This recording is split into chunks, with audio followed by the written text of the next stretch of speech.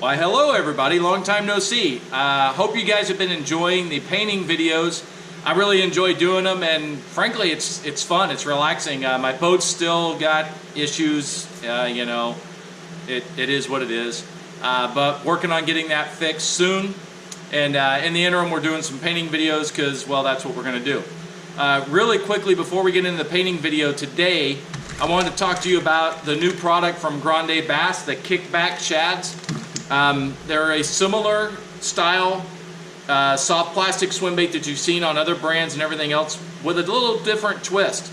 These things are a lot more durable than some of the other products on the market, and they still have that great flexibility.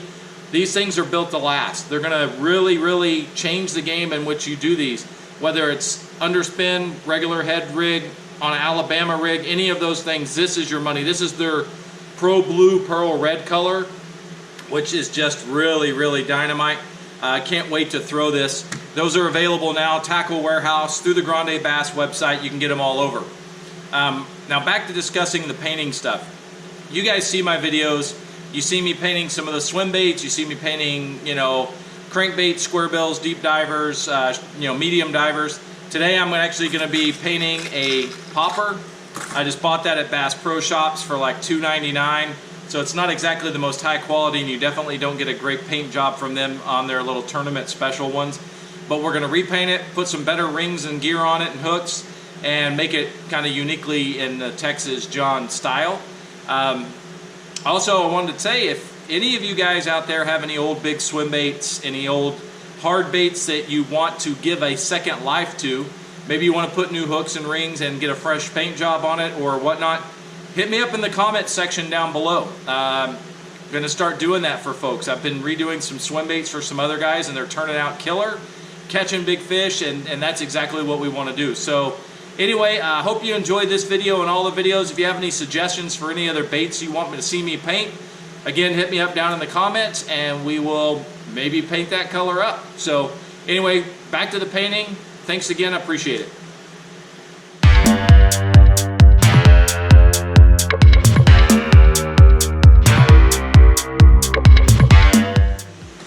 Okay, first things first, tournament special BassPro PopR. Straight out of the package. It's got a decent weight to it.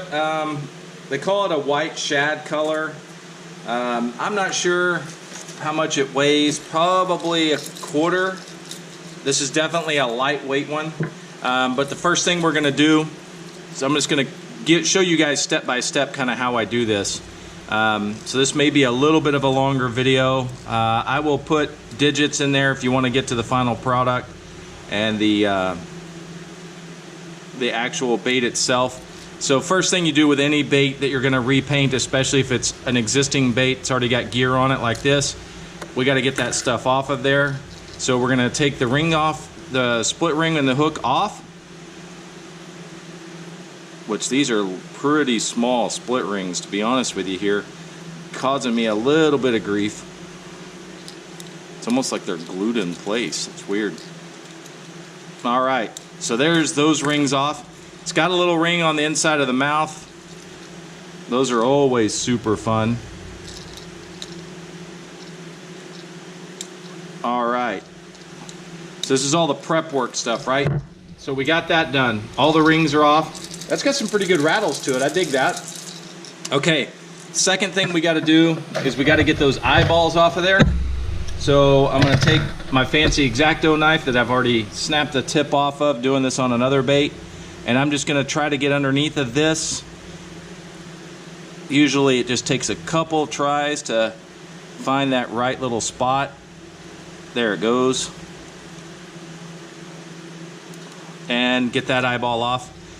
Same thing on the next side. These are 6mm eyes, which is perfect because I got a bunch of those. And there we go. Second eyeball off. So most all of that's probably going to go in the garbage, to be honest with you. Safety first, kids. Put the lid back on.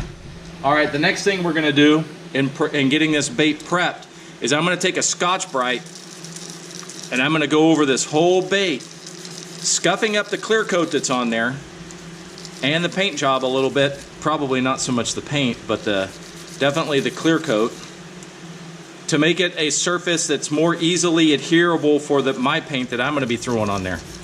So just scuffing it up, taking the shine away.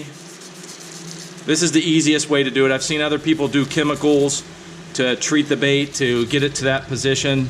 I don't think that's necessary. I think that this does a fine job of preparing the bait. And just about that quick, we're done. Got to get inside this mouth, which is going to be a little tricky, because I think we're going to put an orange mouth on the one we're going to paint. We're going to go with like a little bluegill pattern, I think. So, again, you're just trying to create a surface for your paint to adhere to. You can see it's still a little shiny in there, but not bad. All right, so that's it. So those are the steps I take to prep a bait. One more little shiny area here I see. There we go. So now that this is ready, I'm going to take one of my rags that I use to clean out the airbrush. It's dry, it's clean, it's just dirty, and I know that doesn't make sense, dry and clean and dirty, but it is what it is. So there's that. That thing is now clean, it's clear. I can take the airbrush, since I don't have any paint in it. I can blow it off, make sure there's no dust on there, and then we are ready to start painting. So here we go. Because I want to paint this thing pretty bright, I'm going to go with kind of my camo bluegill pattern on this thing. The first thing we're going to do, just like we did before in the camo bluegill, is we're going to hit this sucker solid white. Might take a couple of coats, especially to get inside this mouth area. Again, I'm going to do that off camera. You guys don't need to see all that. It's just painting the bait. Then we're going to coat it with a yellow. Then we're going to, there's the camo bluegill. Then we're going to coat the whole bait with the masking material and start our process. So next time you see it, it'll be that bright yellow. All right, well there we have it, folks. It's been painted white, then yellow. I like that white underneath because it really makes it pop. I know why these baits are $2.99 now. I don't know if the light is going to let you see it, but you see the scale pattern on that side of that bait? Not bad. Transitions to a blank top. Look at this side of the bait. I think they forgot the scale pattern. Come on, BassPro, you've got to do better than that. Got to be better than that. So, it is what it is. All right, so now we're going to put on our masking material. This stuff here, that piece is probably entirely too big. I'll find or cut a smaller one. This one looks pretty good. Might be able to use this one. Using our alligator clips. So I'm going to do that off camera, and then we'll start layering in our other colors. All right, so we got this masked off. This is really quick. I'm just going to throw a layer of white on it, turning the air pressure down a little bit just because I don't want to blow out any of the under layers of this stuff. So going to do that, and then we're going to come back and start layering in, as you can see from this guy up here, some different colors, some oranges, some greens, some sepias, and we ought to create something pretty awesome looking. All right, there it is, all whited back out, ready to go. I haven't heat set that yet. We're going to heat set it, let it set for a minute, and then I'm going to layer in some of the transparent leaf green over the top 2/3 of the body.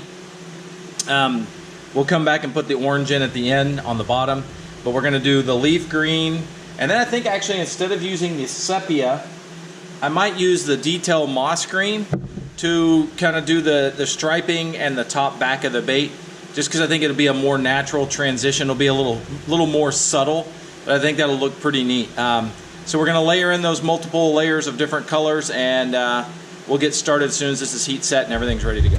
I have not used that opaque black. I'm taking that out of the shot because I don't want you guys to get confused by what we're doing here. So the next color is this transparent leaf green. And if you've seen any of my other videos, you know the way I do this is a kind of front to back movement. I'm going to turn the air pressure down. It's about 30 right now for all that stuff. There we go, a little bit, about 20. And I'm just going to go front to back on this bait, just like that. I'm gonna start at about a 45-degree angle with the first color. The darker color, I'm gonna pull it back to about an 80-degree angle, 75, somewhere in there, and then do it that way. That'll help create that you know, texture, that depth in the bait from those light colors transitioning with the darker colors. I want that thing about straight up and down like that. That makes it a little easier to work with.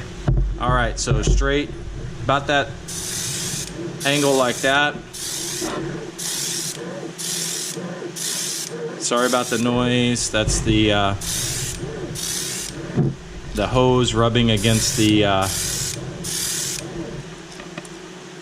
table when I'm sliding back and forth like this.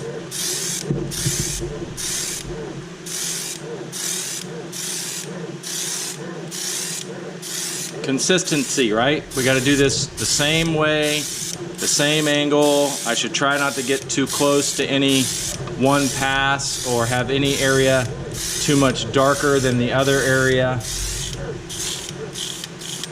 And that looks pretty good. So we're gonna heat set, and then we're gonna go with the moss green just on the top, and we'll be ready for that next color layer. All right, we got it heat set. This is ready. Detail moss green loaded up. Now we're just gonna be really careful because we're gonna tilt this angle back quite a bit, and we're just gonna go the front shoulders to just about the eye level there.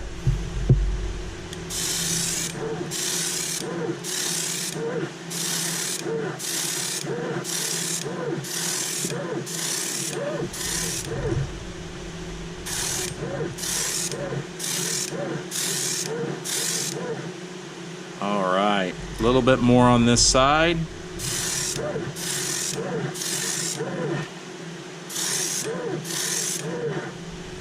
I'm digging it.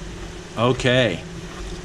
So next thing we need to do, you know, I'm thinking that green isn't bad. I don't mind it.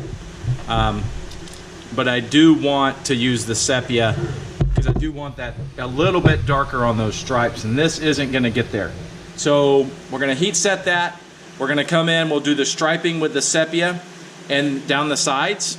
And then what we're gonna do is we'll have to use the sepia to kind of do a little bit of a transition up top, just to darken it up and make that fade more natural. But that'll be easy and it'll look cool because we've got multiple layers in there. So heat set, clean the airbrush, and be ready for that next color.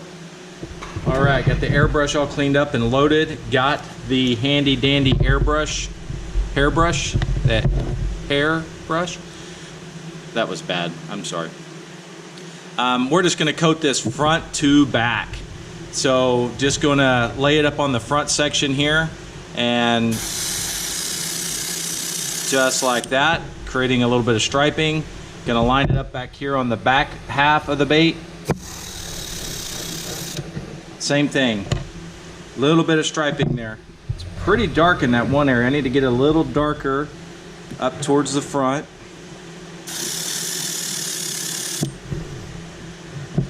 Still pretty dark on that one area, not quite up here. There we go. I don't mind it being a little lighter in the back, but there we go. Again, just creating a little bit of breaking up of the pattern, right? All right, same idea. We're gonna turn this around because we want it to somewhat match up with the other side. It doesn't have to be perfect. Not bad. I just wasn't putting enough of the pressure to it before. This guy's giving me a little bit of a hard time here.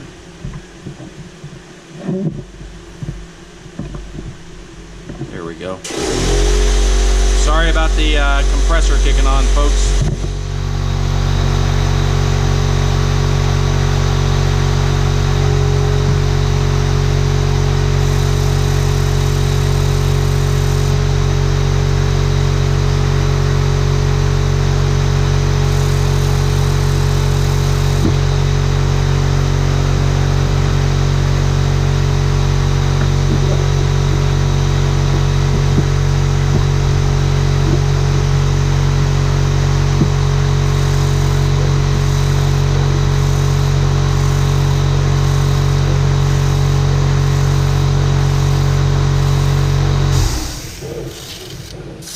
All right.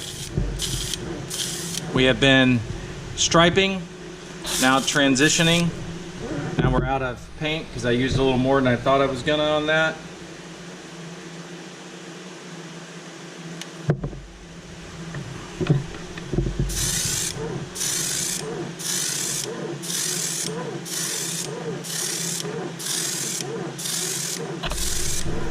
I think we're pretty good there. The side didn't turn out as good as that side. That's, you know, it's art, folks. What is that Bob Ross guy? Happy accidents, maybe? I don't know. All right, so we're gonna heat set this. We're gonna let it dry. Then I'm going to hit the bottom with the orange and we'll be ready to go for reveal and eyes and all that good stuff. All right, looking pretty good so far. When you look at it from the back, it looks a lot lighter. You see a lot more of that leaf green. But when you look at it from the front, it looks dark. That's kind of the purpose of feathering in those colors from the different angles. So now we got the detail orange in here, and I am just going to find a way to hold this so that I can go front to back here. And I don't mind a little overspray coming up. It's not a big deal here. And I'm spraying a lot of this is going on those clips, just because I just want that. I want most of it to go on the bait, but I don't want too much, right? And we gotta check, always check to make sure you're getting even on both sides, right? That's critical.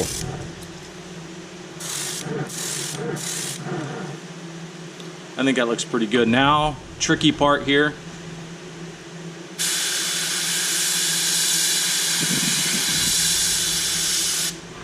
You know what I'm gonna do? I'm going to let loose of this just really quickly so we can get the inside of that mouth. I want that inside of that mouth area to be this orange.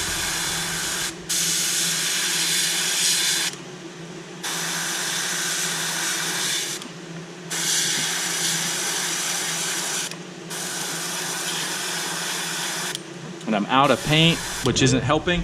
I'm gonna heat set all this and then hit this middle part again. Then we'll be ready for the reveal.